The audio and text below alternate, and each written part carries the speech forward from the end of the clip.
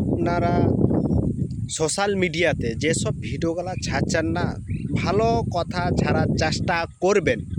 কেননা আপনি মারা গেলেন এবং আপনার কোনো কারণে কোনো রোগে আপনি যদি মারা যান, তাহলে আপনার ক্ষমতাটুকু থাকবে না যে ওই ভিডিওটা ডিলিট করে দিই।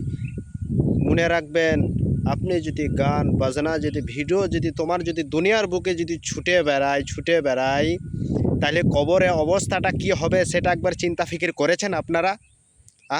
আপনার ভিডিও ছাড়া মানে ছেড়ে দিলেন, কিন্তু আপনি যদি কদিন পরেই যদি আপনি মারা যান, সে ভিডিও কিন্তু তোমার দুনিয়াতে রয়ে যাবে, ভিডিওটা কিন্তু ছুটেই বেড়াবে, আর লাইক শেয়ার কমেন্ট পড়তে থাকবে, আর কবরে ধুলাই হতেই থাকবে।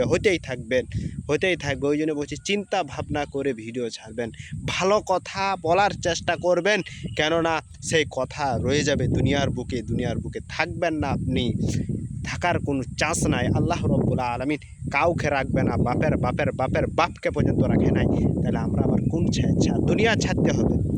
দুনিয়া ছাড়তে হবে।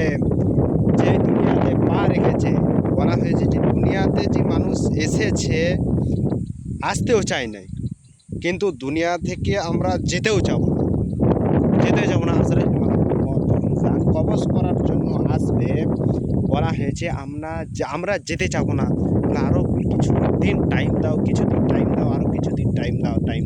কিন্তু আজরাইল মালাকুল মউত 1 সেকেন্ডের টাইম দেবে না। আপনার তো দুনিয়াতে খাবার যেসব নির্ধারিত রেখেছিলেন, সে খাবার তো শেষ, আপনার তো টাইম শেষ। ওই জন্যেই আজরাইল মালাকুল মউত আপনাকে 1 সেকেন্ডের টাইম দেবে না। ওই জন্য মৃত্যু হওয়ার আগে এবং কবর যাওয়ার আগে নিজেকে শুধরে নেন, কেন শুধরানো 1 সেকেন্ডের সময় দিবে না। পরের ভিডিওতে দেখা হবে। আসসালামু আলাইকুম।